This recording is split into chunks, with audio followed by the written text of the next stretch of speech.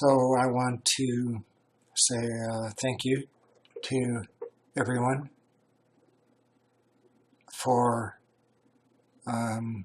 inviting me. I'm really sorry I couldn't make it. Health is health, as Ralph Abraham said to me today. I'm going to talk about DMT and the beings, perspectives, models, and prospects. First, I want to give a big thank you to the host, Anton, and the coordinators, David, Rory, and Max Tyringham, and to all of you for attending.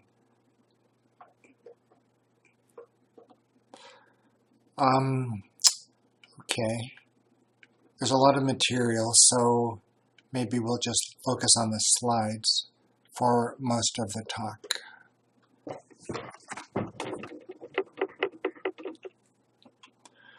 So I'll divide the talk into 4 different sections: a basic introduction and more specific to my work, the models I used to try to understand it, the model I came up with, which is what I call Phenomenology, a top-down model, and then hone in on the beings.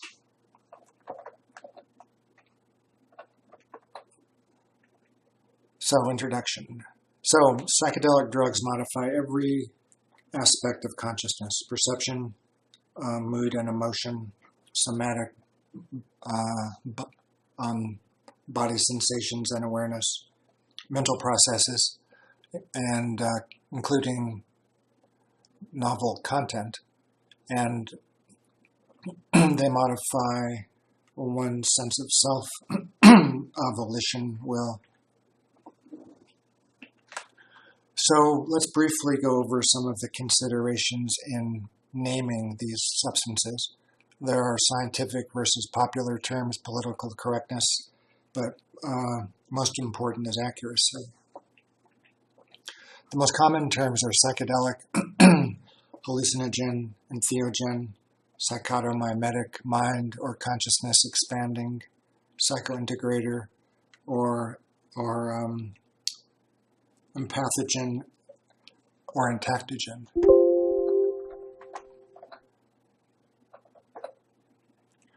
The one I prefer is psychedelic because it's the most generic. It means mind disclosing, mind manifesting.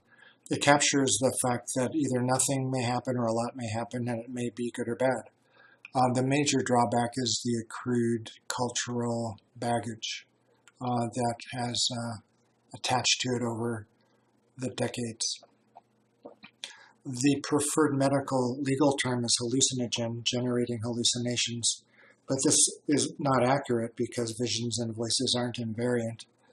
And it also begs the question about what is an hallucination. So it ultimately judges the state pathological and the experiences as unreal a priori. Entheogen is a more popular term, but it's limited because what happens if you don't believe in divinity or spirituality? Can an atheist or a radical materialist have an entheogenic experience? And most critical, would Richard Dawkins want to take an entheogen? I think next time Graham challenges Richard Dawkins, it's important to make sure he uses the word psychedelic. An old term is psychotomimetic. It still is used in some of the German literature, but who would want to take a psychotomimetic? What is psychosis? And it has the problem of judging the altered state as purely pathological. A mind consciousness expanding is too limited. What if your consciousness contracts? And psychointegrator, I think, is too limited because what happens if your mind disintegrates? And entheogen or empathogen is a term Dave Nichols developed, generating relatedness or empathy. But these aren't the classical psychedelics, at least in fully psychedelic doses. It may be low doses of the classical drugs are more like MDMA, but this hasn't been done yet, or like a head-to-head comparison in the same people. But it's also limiting because people may feel cut off from themselves or from others. So I like psychedelic. It's the most accurate term, and I guess I said that twice, maybe 3 times. And we should consider reclaiming it. There's a lot of words that have been misused, but that doesn't mean we can't use them with greater precision and accuracy. And I think this is happening in the scientific literature as well. So there are many fields that can be enriched by considering the psychedelic experience. And there are many fields that can enrich the psychedelic experience in terms of our understanding and application of that state. And there's a wide variety of disciplines: religion or spirituality, psychology, creativity, art, brain function, more social questions and concerns, even cosmology. I'll be talking a little more than other, I'll be talking a fair amount about religion and spirituality as far as the models they might, or the strengths and the weaknesses they may bring to bear on the scientific study of the psychedelic state. There's a number of implications or connotations of religion and spirituality, the nature of invisible worlds, morality, foretelling and predicting, and within the 3 models I'll be discussing, the Eastern religious focus on enlightenment, the shamanic control of spiritual forces, and the prophetic experience in the Abrahamic religions.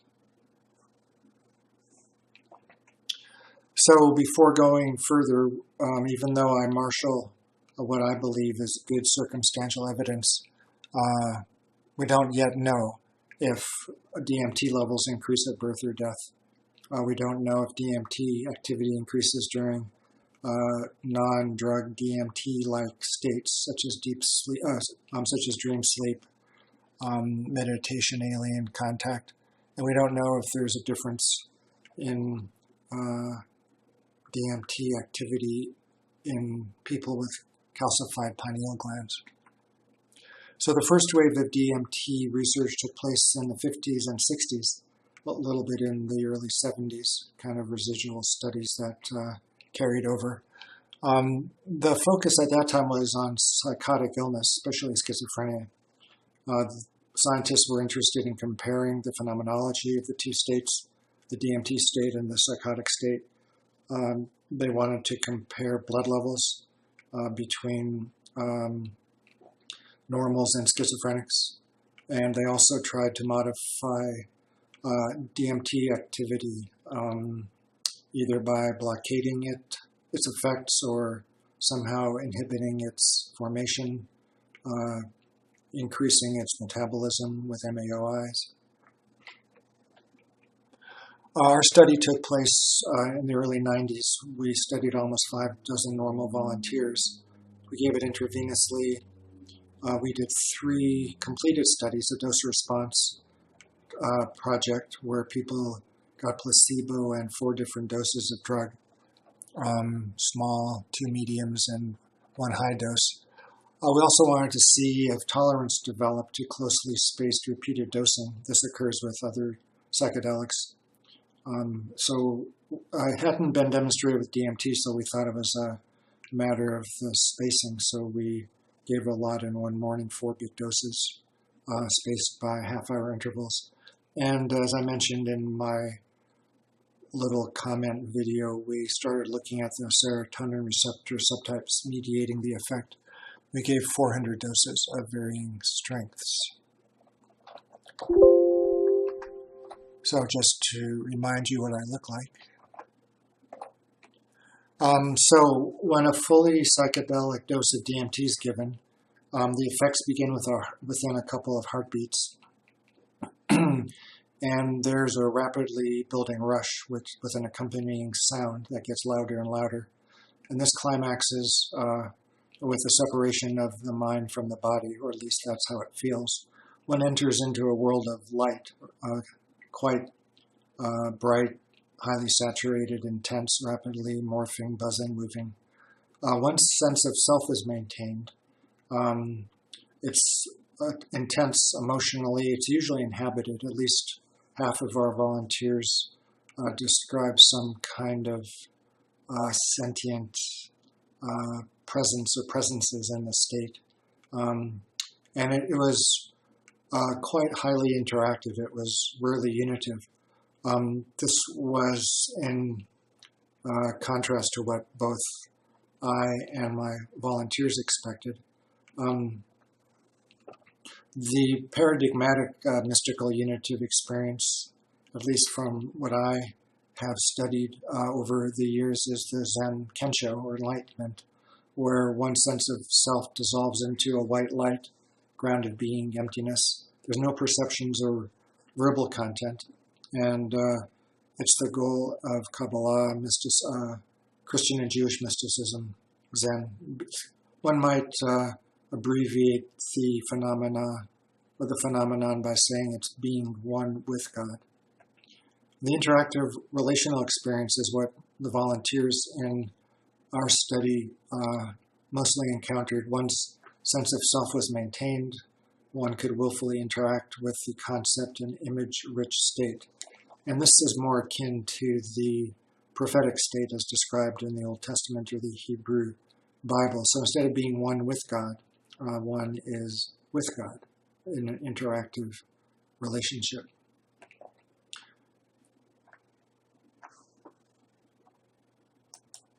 So let's look at the models I brought to bear on the phenomenon.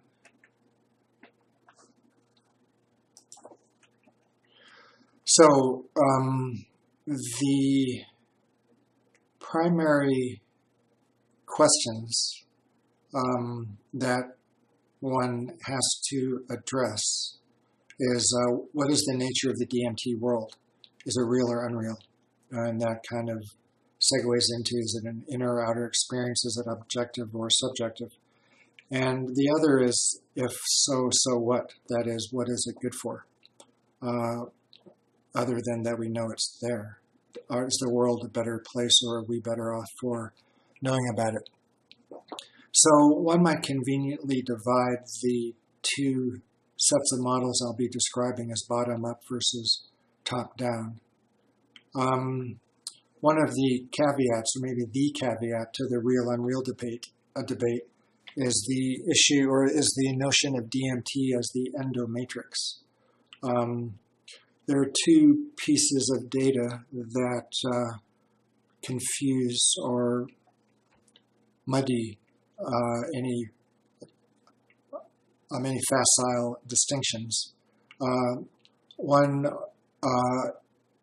are some data generated by a Japanese group in the 1970s, I believe, maybe 1980s, and also a more recent Brazilian study, which demonstrated that DMT is transported into the brain across the blood-brain barrier using energy, which is only characteristic of essential brain nutrients like glucose. So the fact that the brain seems to expend energy in getting DMT into its confines suggests that DMT is required for normal brain function. And normal brain function means normal consciousness. So one might think of DMT as a reality thermostat or something along those lines, where a narrow window for the maintenance of consensus reality is necessary.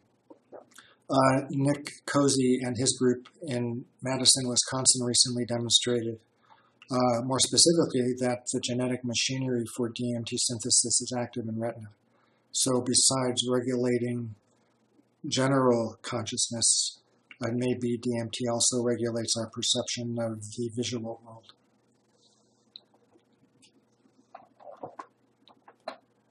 Okay. Now, what the first of the bottom-up models is the brain biology model, the reigning paradigm of the biology of spiritual experience is neurotheology. It looks at the DMT world as your brain on drugs. The DMT world is generated by the brain. And it may bestow evolutionary advantages, but, such as more creativity, altruism, those kinds of things. But then again, this doesn't really explain why that would be the case. I mean, why doesn't DMT do something else? And why do these experiences bestow these so-called evolutionary advantages? And this is where a religious model, I think, helps. But it basically posits that the DMT world is not real.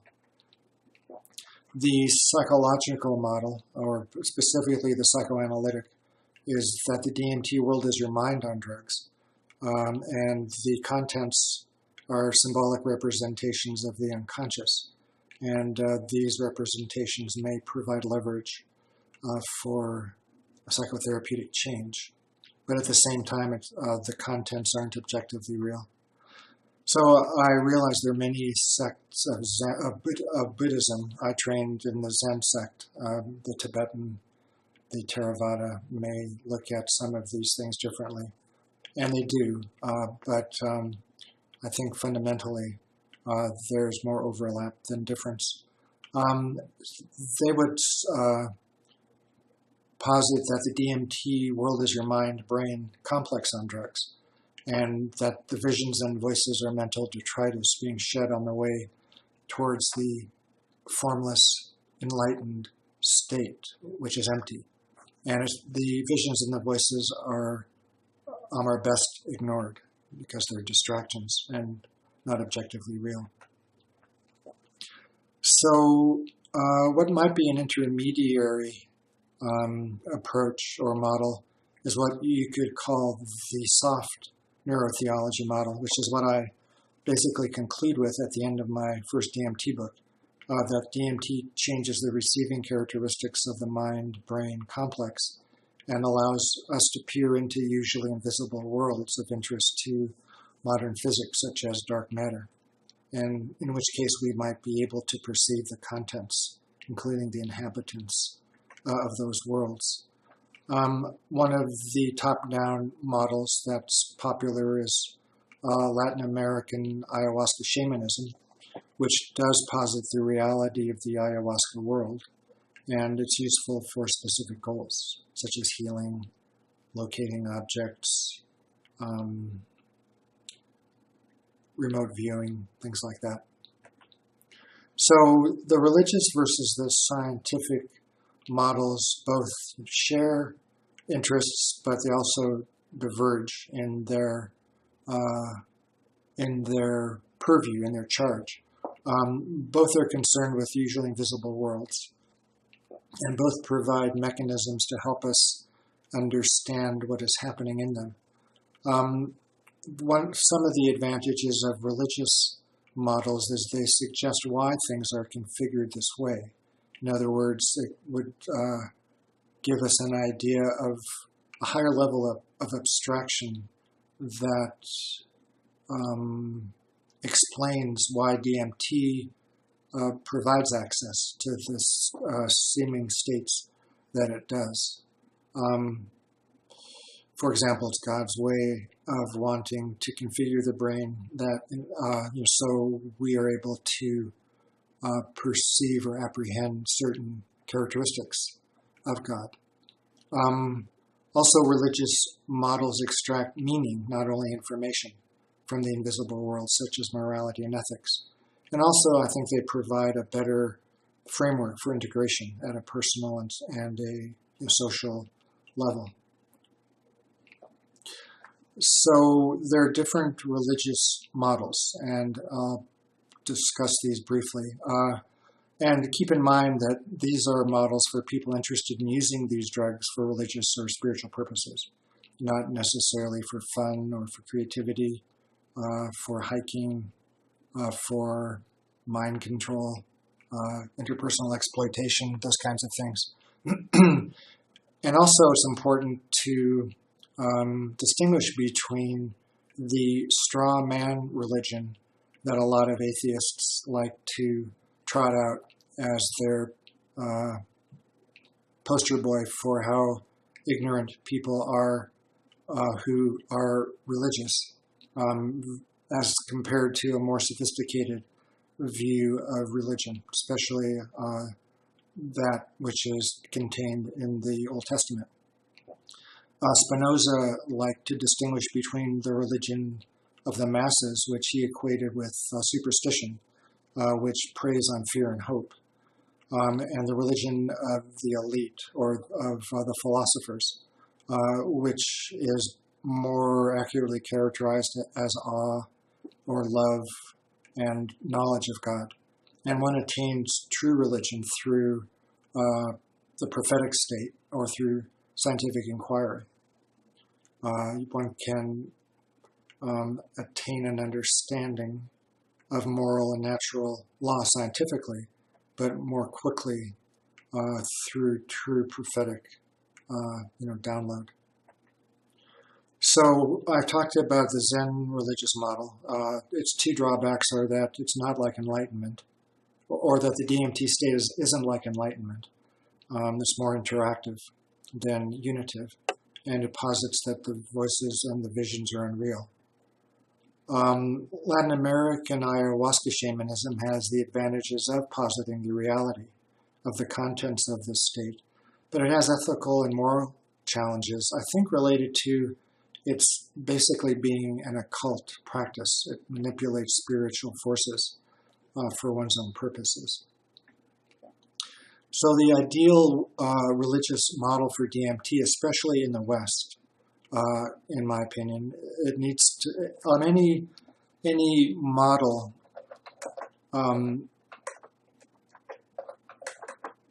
that is going to get any traction among the most people, I think needs to be made as palatable and as familiar as possible. I mean, this stuff is so strange in the first place. If it can be couched or clothed in terms that people can relate to, using notions, vocabulary that are common to the Western mind, I think it may be more applicable ultimately and lead to wider ranging discussions. So it needs to be interactive, relational, because that's what the DMT state is. It has to be, it has to posit that the DMT state is as real or more real than everyday reality, which was a nearly unanimous description of the DMT state by my volunteers. It was interesting, when I started my work with DMT, I was using all of the bottom-up kinds of models.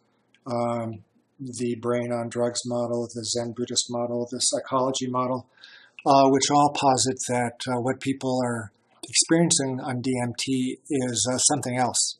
It's not really what they just experienced. And I found that people weren't that keen on sharing some of the most interesting and troubling or disturbing aspects of their drug sessions. So at a certain point, I engaged in a thought experiment, saying to myself, well, okay, I will act as if people just entered into an alternative level of reality. And if they did, then where does that lead? And how can that help us explicate what people are undergoing? And so once I stopped, in a way, kind of subtly challenging the existential basis or ontological basis of what people were bringing back, things returned to a good flow of communication. Also, for the model to get traction, it needs to also, I think, contain ethical and moral, familiar guidelines, even be a theistic religion in order that it appeal to the Western mind. So I stumbled on the Hebrew Bible. Okay, so before I say that or go into that, let me ask you all to be open-minded. Put on your open-minded caps. I spoke in Boulder, Colorado recently, and thought I would try to disarm people with their natural aversion to the Old Testament. So I suggested they put on their open-minded caps because they were all psychedelic students, and also that they take off their anti-Bible, anti-God, and anti-Israel caps, at least for a while, to try and let as much of this information at least register as possible. Okay, so for a number of reasons, I ended up looking at the Hebrew Bible. I guess the main one was that my Zen community didn't like me writing about Buddhism and psychedelics, which happened, I wrote a paper in Tricycle maybe 20 years ago now. It's a collection of 22 books. It's written mostly in biblical Hebrew. It's not Kabbalah, it's Old Testament, Hebrew Bible. It's the foundational religious text for half of the planet's population. It influences all of civilization, economy, theology, everything, architecture, aesthetics. And it's clearly powerful. It's been around for 2,500 years. There's no reason why it should be closed to or spurned by the psychedelic community. I mean, it's not reasonable that only certain people have access to the power contained in the text. So there's a lot of resistances to reading the text, emotional and intellectual, certain ideas, God, reward, and punishment. It's really incomprehensible without commentaries. And these are mostly medievalists who started writing. Well, the majority are medievalists, but the commentaries that we have began being laid down at the turn of the Common Era and continue. So the paradigmatic spiritual experience in the Hebrew Bible is prophecy, and it's any spiritual experience occurring in any figure. It doesn't necessarily have to be a canonical prophet like Isaiah. And also, it's any spiritual experience. It doesn't necessarily need to include foretelling or prediction. This is more of an artifact of the Greek translation of the word for the prophet in Hebrew, which is navi, which the Greeks translated as prophetes, which means one who speaks before something happens. And this is because of the interest in the Greeks in what they referred to as the divinatory properties of religious or spiritual experience in order to predict or divine. But the translation of navi, the Hebrew word for prophet, means an interpreter or a translator, a spokesperson. So when one reads the Hebrew Bible, there are ways to break down those resistances. You can read it out loud. It would be especially effective in Hebrew, but there are good English translations out there, which are also quite powerful in establishing some resonance between you and the text. An intense study leads to an altered state, which resonates with the state out of which the text emerged, which is the prophetic state. And the commentators are your sitters. So let's look at Ezekiel chapter 1. The heavens opened, he saw visions of God. There was a stormy wind, great cloud, flashing fire, brilliance surrounding it, lightning. A semblance of beings emerged from the midst of the fire. There were multiple faces of the beings, man, lion, ox, eagle. The beings ran to and fro without their legs moving, very rapidly. Impossible for Ezekiel to see their legs moving. Their backs and wings were full of eyes.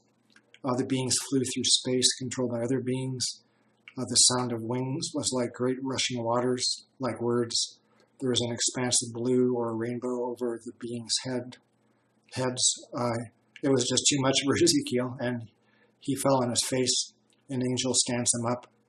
Then the angel speaks to him, pulls him by the hair, carries him through space.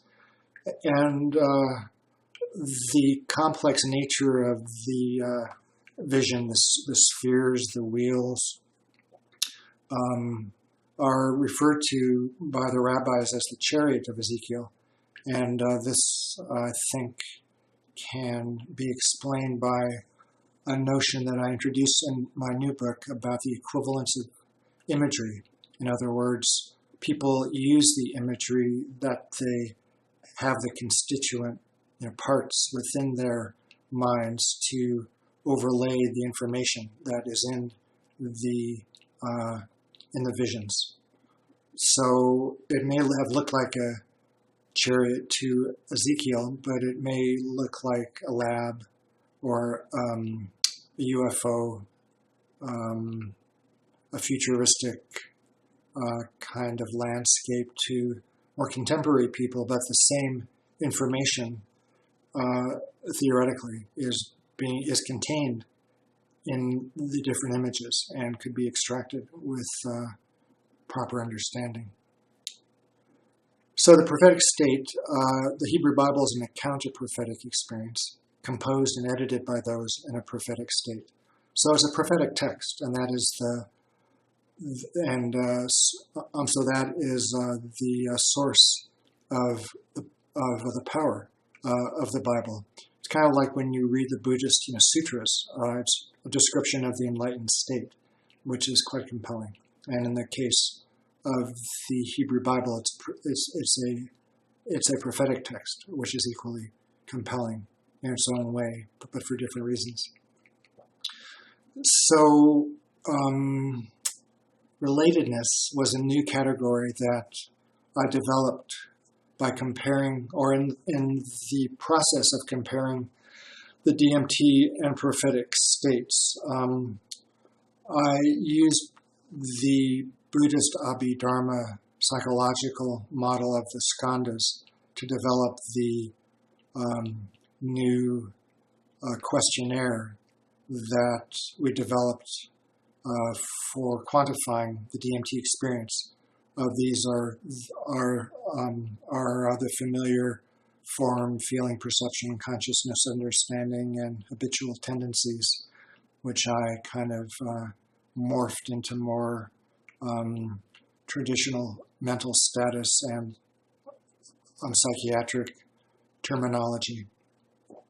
But once I began doing a careful comparison of the two states, it seemed as if there was something missing that was occurring in the prophetic state, but it didn't seem to be quite as well developed in the DMT state. So that thing that was more apparent in the prophetic state was a concept or a category which I termed relatedness, which is the nature of the interactions between the beings in the state and those perceiving them. The interactions are primarily verbal, but also work through other modalities, and their primary purpose is to communicate information.